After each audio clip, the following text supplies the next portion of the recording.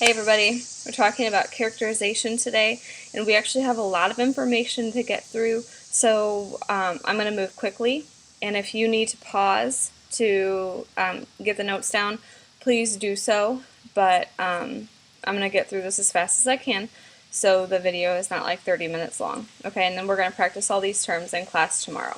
So this is characterization. Alright, what is characterization? It is the way an author develops a character to make him or her lifelike. Nobody wants to read a story about a character who seems like they are two-dimensional and there's nothing to them. So characterization is the author's way of developing the character.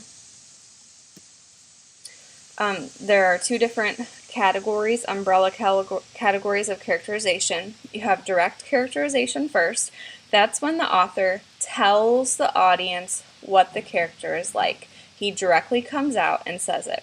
So here's an example of what the author would have written. The patient boy and quiet girl were both well-mannered and did not disobey their mother. So the explanation of why this is direct characterization, the author is directly telling the audience that the personality of these two children is patient and quiet. And so because he directly comes out and says it, that's direct characterization. Then we have indirect characterization, which is a little bit more complicated, but just remember, as long as it's not the author directly stating something in the narration part of the text, it's probably indirect characterization. So indirect characterization is when the author shows or reveals what a character is like through their speech. What does the character say? How does she or he speak? Through their thoughts. What is revealed through the character's private thoughts. Through other characters' reactions to or opinions of the character. So we can gain some insight about the character based on what effect does the character have on other people, how do the characters feel or behave in reaction to the character. Their actions will tell us something. What does the character do? How does he or she behave? As well as their looks. What does the character look like? How does he or she dress? So all of that stuff is not the author directly coming out and telling us something, but rather developing, revealing, showing what a character is like based upon all of these things. Okay, just to review, direct characterization tells the reader, tells. So for example, Homer is out of shape. That's what the author wrote in the narration. But indirect characterization shows or reveals to the reader. For example, the Joker in The Dark Knight, if you've ever seen that movie, really good, acts like a quack. He ties people in explosive barrels in isolated warehouses. So obviously that's something a crazy person does. But it's a movie, first of all, so there's really nobody narrating. But no narrator comes out and says, the Joker is a quack. He is crazy. And if another character comes out and says that, then that's still indirect characterization. Okay, so we have protagonists. Protagonist is the main character of a literary work. They're often a hero or a good guy, but not always. Everyone always thinks the protagonist is the good guy. That's only because they're usually the good guy. The definition is they are the main character of a story. They usually encounter a problem or obstacle early in the plot, and the story then centers around them. Okay, so in your notes, we're going to think of a whole bunch of examples tomorrow, but I just want you right now to write down one of these three, if that's easiest for you. You have Katniss Everdeen from Hunger Games, you have Harry Potter from Harry Potter, and then you have Indiana Jones from Indiana Jones. All three of those are examples of protagonists. If you want to write down one of those, that's fine. If there's another one you'd rather write down, that's fine too. But it has to be the main character. Okay, antagonist. Everyone thinks that automatically this is the bad guy. That's not necessarily true. It's the person, group of people, or object/thing that opposes the protagonist. So if there's two friends who are in a fight, then the one who opposes the main character is the antagonist, but they might not necessarily be a bad person. They're just opposing the protagonist. The antagonist is usually the bad guy who causes the conflict, but not always. So think about Tom and Jerry. Which one of them is the protagonist and which one of them is the antagonist? It really just depends on what episode you watch. Neither of them are bad characters. They're both fun to watch. They're both likable characters. Okay, so again, you have Tom and Jerry You have Hades from the movie Hercules, and then you've got, what's his name? I think Archie. But the antagonist would be the football guys who are splashing Archie with the face and with the slushy.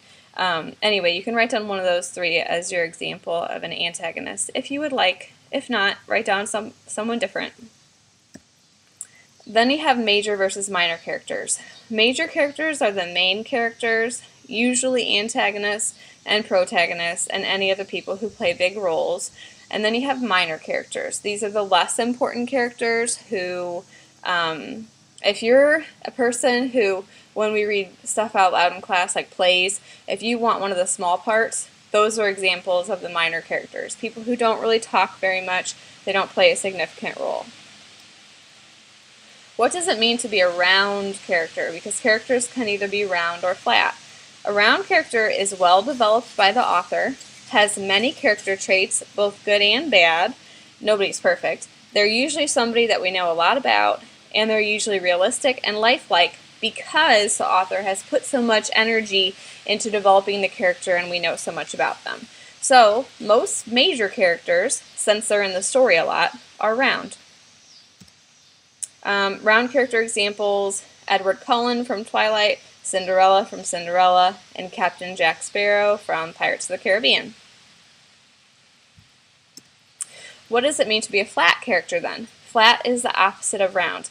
A flat character is not well developed by the author, does not have many traits, is somebody that we know very little about, and is sometimes stereotyped. So examples of stereotyped characters: the ditzy cheerleader, the steroid-abusing football player, the nerdy chess club member who wears suspenders. If that stereotypical information is really all that we know about a character, then they're probably flat.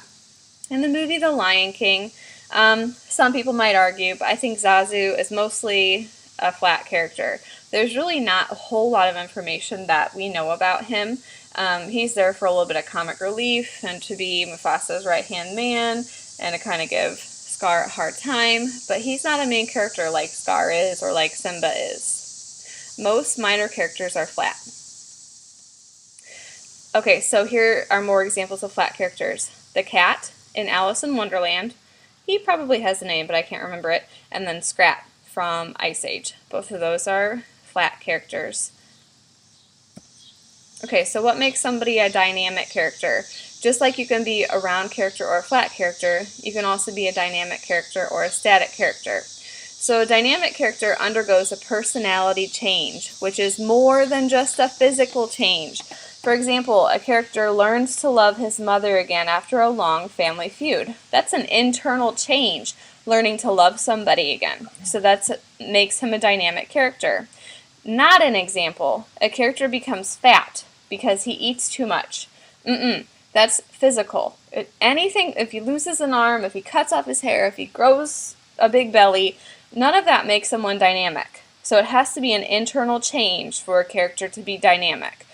So the Grinch is obviously an example because at the beginning of the movie, he hates Christmas and tries to ruin Christmas, and at the end, he likes it and ends up befriending most of the Who's in Whoville.